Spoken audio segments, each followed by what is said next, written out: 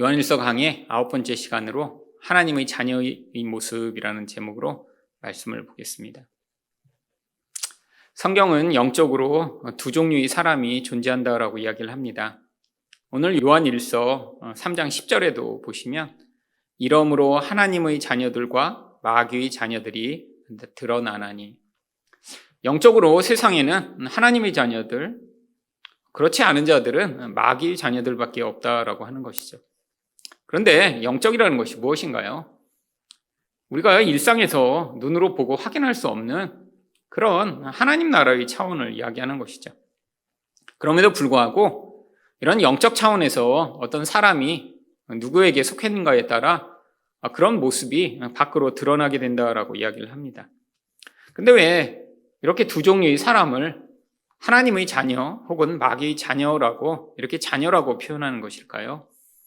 성경에서 누구누구의 자녀라고 이야기를 할 때는 첫 번째로 바로 그 존재에게 소속되어 있는, 다른 말로 이야기하면 그 존재의 영향력 아래에 있는 존재라는 의미로 누구누구의 자녀라고 표현합니다. 하나님의 자녀라고 하는 것은 결국 하나님에게 소속되어 있는 자라고 하는 것이고, 마귀의 자녀라는 것은 마귀에게 소속되어 있다라고 하는 것이죠. 그런데 그뿐 아니라 바로 이 자녀는 부모의 모습을 담게 되어 있기 때문에 하나님의 자녀라고 하면 하나님의 모습을 닮은 자라는 의미, 또 마귀의 자녀라고 하면 마귀의 모습을 닮은 자라고 하는 의미가 동시에 있습니다. 결국 하나님의 자녀는 하나님에게 소속돼서 하나님의 모습을 닮은 존재를 이야기하는 것이고, 마귀의 자녀는 마귀에게 소속되었기 때문에 결국 마귀처럼 이 세상을 살아가는 자들을 의미하죠. 오늘 본문에선 하나님의 자녀에 대한 모습을 먼저 이야기하고 있는데요. 그렇다면 하나님의 자녀의 모습은 어떠한가요? 첫 번째로 예수님처럼 될 것을 소망합니다. 1절 상반절 말씀입니다. 보라, 아버지께서 어떠한 사랑을 우리에게 베푸사 하나님의 자녀라 일컬음을 받게 하셨는가? 우리가 그러하도다. 우리가 하나님의 자녀라고 일컬음을 받는 것은 하나님이 우리를 낳으셨기 때문이 아니라 바로 하나님의 큰 사랑으로 우리를 양자로 입양하셨기 때문이죠. 여기서 이 어떠한 사랑이라고 하는 것이 바로 십자가의 희생을 그 안에 의미하고 있습니다. 그래서 그 놀라운 하나님의 희생과 사랑으로 말미암아 우리가 하나님의 자녀로 일컬음을 받게 되었다라고 하는 것입니다. 결국 원래는 우리도 다 마귀에게 속한 자였고 마귀의 자녀라고 부름을 받을 수밖에 없는 자였는데, 이 하나님의 놀라운 희생으로 말미암아 우리가 마귀의 자녀로부터 하나님의 자녀로 일컬음 받게 된 것이죠. 그런데 그렇게 되었더니 당장에 어떤 결과가 나타났나요? 1절 하반절을 보시면 그러므로 세상이 우리를 알지 못함은 그를 알지 못함이라. 이 세상이 우리를 알지 못한다라고 하는 것은 인정하지 않는다라고 하는 의미입니다. 결국 하나님도 인정하지 않으니까 하나님에 속한 하나님의 자녀들을 인정하지 않는 게 너무나 당연한 것이죠. 이게 바로 이 요한 서신을 받고 있는 성도들의 그런 세상의 삶이었습니다. 하나님에게 이제 속해서 하나님의 자녀가 되었는데, 문제가 이 세상에게 인정을 받지 못하니까 이 세상 삶이 이전보다 더 힘들어지고 어려워진다라고 느꼈을 사람들이 많아졌던 것이죠. 바로 이게 성도의 현실입니다. 소속이 바뀌었더니, 하나님의 백성이 되었더니, 하나님의 자녀가 되었더니 세상에서 더 뭔가 잘 되고 문제는 없어지고 편안해지는 게 아니라 뭔가 하나님의 자녀 이게 전보다 훨씬 더 어려워져서 내가 왜 이러지라고 하는 의미를 자아내는 그런 상황들이 많이 벌어졌죠. 특히 초대교회 성도들에게는 예수를 믿는다는 건 어쩌면 자기 전 재산을 포기하고 이웃과 친척과의 관계도 다 끊어지고 자기가 사는 곳에서 쫓겨나 엄청난 핍박과 또 고통을 당하게 되는 것이 뒤따라올 수도 있었습니다. 근데 그게 되게 당연하다는 거예요. 왜? 하나님의 자녀들은 결국 이 세상의 왕이라고 불리는 마귀의 지배로부터 벗어나 이제 하나님의 인정을 받는 하나님께 소속된 자였기 때문이죠. 그런데 사실 우리에게 그래서 이 세상 가운데 있는 이 세상에서의 번영과 풍요가 우리 소망이 아니라 2절에서 우리 소망의 이유를 이렇게 제시합니다. 사랑하는 자들아, 우리가 지금은 하나님의 자녀라. 장래에 어떻게 될지는 아직 나타나지 아니하였으나 그가 나타나시면 우리가 그와 같을 줄을 아는 것은 그의 참모습 그대로 볼 것이기 때문이니.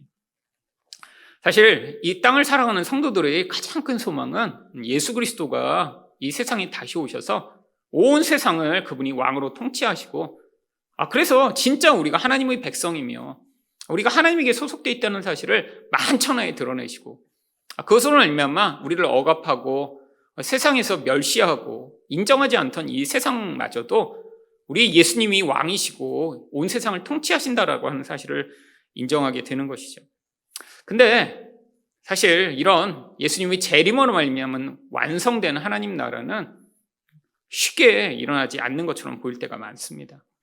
하지만 우리에게 어떤 소망이 있나요? 이 세상을 언젠가 살아가다 보면 결국에는 우리 또한 이렇게 앞으로 나타나실 예수님과 같이 될 것에 대한 약속이 우리에게 주어져 있기 때문이죠. 그래서 2절에서 뭐라고 얘기하나요? 우리가 그와 같을 줄을 아는 것은. 이것이 세상이 인정하지 않아도 하나님 백성에게 아주 중요한 소망이라고 하는 것입니다. 왜냐하면 성경은 예수님이 오셔서 너무 약하고 세상에게 멸시당하고 심지어는 이 세상의 강력한 힘 앞에 무기력하게 죽는 모습으로 예수님을 묘사하고, 그리고 예수님이 하늘에 올라가셔서 더 이상 그분이 어떠신 분이신가를 이야기하고 있지 않기 때문에 성경은 이 예수님이 어떠신 분이신가 성도들이 소망을 갖기를 원하죠. 그래서 바로 이 요한 일서를 쓴 이 요한이 앞으로 나타나실 예수님을 우리를 대표하여 한번 경험하게 됩니다. 바로 그 이야기가 요한계시록 1장 13절부터 16절까지 기록되어 있죠. 촛대 사이에 인자 같은 이가 발에 끌리는 옷을 입고 가슴에 금띠를 띠고 그의 머리와 털의 희기가 흰 양털 같고 눈 같으며 그의 눈은 불꽃 같고 그의 발은 풀무불에 단련한 빛난 주석 같고 그의 음성은 많은 물소리와 같으며 그의 오른손에 7별이 있고 그의 입에서 좌우에 날성 검이 나오고 그 얼굴은 해가 힘있게 비치는 것 같더라. 요한이 환상 가운데 본 예수님은 바로 이러한 놀라운 모습을 가지고 계셨습니다. 물론 이것을 어떤 사람들은 그림으로 그리며 정말 입에서 이렇게 칼날이 나오는 그림, 머리털이 이렇게 양털것처럼 하얀 모습으로 예수님을 그린 경우들도 많이 있지만, 이런 모습은 우리 예수님이 얼마나 위엄이 크시고 영광스러우시며 온 세상을 통치하시는 강력한 권세와 힘을 가지고 계신가를 상징적으로 보여주는 그림이죠. 나중에 예수님을 만났는데 막 입에서 칼이 나오시고 여기 나오는 것처럼 이런 모습을 가지신 분이 아니라 그분 자체가 가지신 그 영광과 능력과 위엄과 힘이 얼마나 강력할지를 이런 그림적인 모습으로 우리에게 이야기하고 있는 것입니다. 앞으로 예수님이 나타나실 모습이 이런 모습이라고 하는데 이게 바로 성도의 모습이라는 거예요. 영적으로. 이 땅에선 성도가 예수를 믿는다고 세상이 기대하는 그런 강력한 모습을 하나님이 주시지 않을지도 모릅니다. 근데 성도에게는 어떤 영적 약속이 기다리고 있나요? 바로 이 예수님과 같은 이런 통치의 권세, 심판의 권세, 세상을 다스리는 놀라운 권세가 주어져 있다라고 하는 것이죠. 그래서 요한계시록 20장 6절에는 바로 그 약속을 이렇게도 이야기합니다. 이 첫째 부활에 참여하는 자들은 복이 있고 거룩하도다. 둘째 사망이 그들을 다스리는 권세가 없고 도리어 그들이 하나님과 그리스도의 제사장이 되어 1000년 동안 그리스도와 더불어 왕노릇하리라. 바로 이 예수님이 보여주신 이 영광스러운 모습이 왕이며 제사장이신 모습입니다. 이 왕이며 제사장이 무엇하는 존재인가요? 사실 다른 사람들을 다스리고 중보하여 살리고 통치하는 역할을 하는 것이죠. 그런데 이게 나중에 성도들이 죽은 다음에나 온 세상에 하늘나라가 이루어진 그 이후에 이런 일들이 일어나는 것이 아니라 이 성도의 이 땅에서의 신분 자체가 이런 제사장적 왕이라고 하는 것입니다. 물론 세상 사람들이 생각하듯 기대하듯 그런 왕과 같은 모습은 아니지만 얼마든지 영적으로 성도는 이런 예수님의 모습처럼 세상에서 왕 같은 제사장으로 살 수 있는 것이죠. 결국 이 땅에서의 이런 모든 과정들이 지나면 나중에 하나님 나라가 이루어지고 예수님이 재림하시게 되면 결국 성도들도 이 땅에서 이 연약함을 다 벗어버리고 더 영광스럽고 아름다운 온전한 모습을 가지게 되겠죠. 근데 우리 또한 예수님이 이 땅에 사시면서 그분이 진짜 왕과 같은 그런 통치자시지만 근데 결국 자기를 희생하고 죽이심으로 우리를 통치하시고 다스리신 것처럼 바로 하나님 백성도 그런 역할을 배우기를 원하십니다. 결국 이것이 우리 소망이죠. 그래서 3절에서 뭐라고 얘기를 하나요? 주를 향하여 이 소망을 가진 자마다 그의 깨끗하심과 같이 자기를 깨끗하게 하느니라. 결국 소망이 하나님 백성들을 하나님 백성답게 살 수 있게 만듭니다. 이 깨끗하다라고 하는 것은 다른 것이 아니라 결국 이 세상이 가지고 있는 부정함과 불의와 더러움을 이야기하는 것이죠. 결국 자기 욕심을 채우고자 그 욕심을 추구하며 살아가는 이 세상의 더러운 모습들. 근데 이 세상을 인정받고자 하는 사람들은 내가 왜 세상과 다른 존재로 살아가야 되는지에 대해 사실 고민하지 않습니다. 근데 오직 하나님의 자녀로서 지금 내가 이런 모습이 아니라 언젠가 그 그리스도와 같은 영광스러운 모습으로 하나님이 이 모든 것들이 마무리되며 하나님 나라가 이루어질 때 그 약속을 우리에게 주셨다라고 믿는 자만 이 세상의 유혹에서 벗어나 계속해서 바로 이런 거룩하고 예수님과 같은 모습으로 살고자 하는 소망으로 이 땅을 살 수 있는 것이죠. 결국 미래에 대한 소망이 하나님 백성들을 이 땅에서 하나님의 자녀답게 살 수 있게 만드는 것입니다. 두 번째로 하나님의 자녀들의 모습은 어떠한가요? 의를 행합니다. 4절 말씀입니다. 죄를 짓는 자마다 불법을 행하나니 죄는 불법이라. 왜 죄 이야기를 갑자기 하는 것일까요? 결국 이 세상이라고 하는 것에 대한 영향력이 성도로 하여금 끊임없이 죄를 짓고 불법을 행하도록 유혹하기 때문이죠. 이 요한은 어떤 사람보다 이 세상에 대한 관심이 많았습니다. 성경 전체에서 이 세상이라는 단어를 요한처럼 많이 쓴 사람이 없어요. 이 요한은 끊임없이 이 세상과 하나님 나라의 이 차원에서 하나님 백성들이 고민하고 고통하고 힘들어하고 있다는 사실을 너무나 아주 절실하게 느꼈습니다. 특별히 이 요한이 사역을 하고 사람들에게 복음을 전했던 그때는 이 로마의 영향력이 너무 강력해서 이 로마의 황제를 정말 그리스도의 주처럼 섬기지 않으면 핍박받고 죽임을 당하는 것이 아주 쉬운 일이었기 때문에 많은 성도들이 교회를 떠나고 배교하는 일들이 많아졌습니다.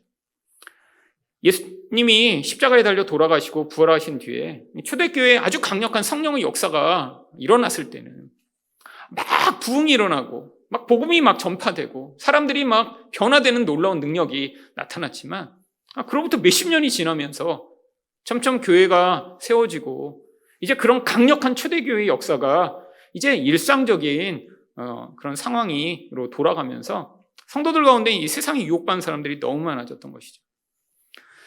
예수님이 십자가에 달려 돌아가신 것은 약 기원 후 30년경인데 이 사도 요한이 이 요한계시록을 썼을 때는 거의 기원 후 90년에서 100년 사이쯤 되거든요.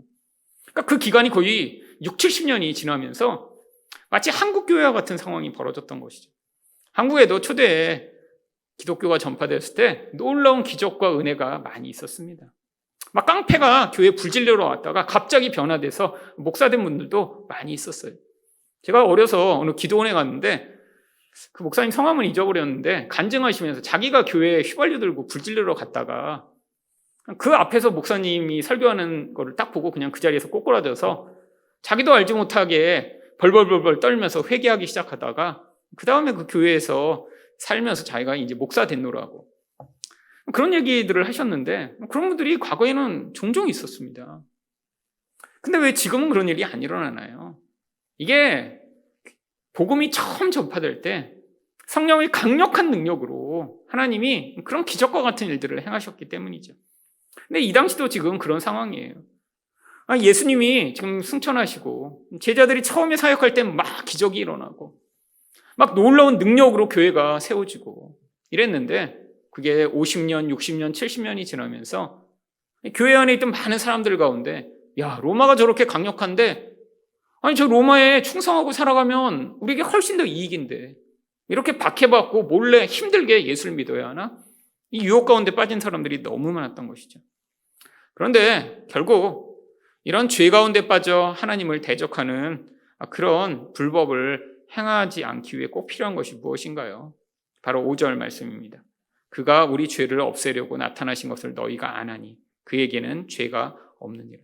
죄 없으신 예수가 우리를 위해 십자가에 죽임을 당하셨다라고 하는 이 복음의 진리만이 사실 이 세상의 유혹으로부터 우리를 지켜낼 수 있는 것이죠. 그래서 바로 이 복음 안에 서 있는 자들이 6절처럼 그 안에 거하는 자마다 범죄하지 아니하나니 범죄하는 자마다 그를 보지도 못하였고 그를 알지도 못하였느니라. 이 구절은 많은 사람들이 해석을 잘못해갖고 이단이 생기기도 했던 그런 구절입니다. 이 예수를 믿으면 이제 죄를 짓지 않는다라고 이렇게 해석을 하는 사람들은 이 구절 때문에 이제 혼란이 생기기 시작했죠. 그래서 구원파 같은 데서는 우리가 짓는 죄는 우리가 짓는 게 아니다. 우리 안에 있는 구원받기 전에 이제 육신이 짓는 거기 때문에 우리가 지금 아무 짓을 해도 그거는 구원과 관계없다라고 가르치기까지 했죠. 근데 이게 문법을 몰라서 생긴 그런 오해입니다. 여기 범죄하지 아니한다라고 하는 원래 헬라어 문법은 현재형으로 되어 있어요. 그래서 이게 무슨 의미냐면 번역을 하면 계속해서 무엇을 한다라고 하는 의미입니다. 그래서 영어 번역만 보더라도 이 부분을 keep sinning, 계속해서 죄를 짓고 있다라고 하는 것이죠. 그러니까 예수 안에 있는데 계속 끊임없이 그 죄 가운데 있으면서 벗어나지 못하고 그 죄의 영향력 가운데 그 죄가 점점 확산되며 그 죄를 지으면서도 내가 죄를 짓고 있다는 사실도 깨닫지 못하고 있는 이런 자는 사실 하나님을 알지 못하는 자라고 하는 것이죠. 왜냐하면 예수 안에 있다라고 하는 것이 결국 예수가 나의 죄를 위하여 십자가에 달려 무고한 피를 흘리셨다라고 하는 복음으로 말미암는 결과이기 때문에, 아니 우리 안에 있는 옛사람이 죄의 그런 영향력 안에 있어 우리가 죄를 지을 수는 있지만 그 죄가 정말 죽을 때까지 끊임없이 같은 죄를 지어가며 그 죄에서 벗어나지도 못하고 그게 죄라고 하는 사실조차 인정하지 않는 그런 것은 존재하지 않는다라고 하는 것입니다. 그래서 7절에서 뭐라고 얘기를 하나요? 자녀들아 아무도 너희를 미혹하지 못하게 하라. 의를 행하는 자는 그의 의로우신과 같이 의롭고.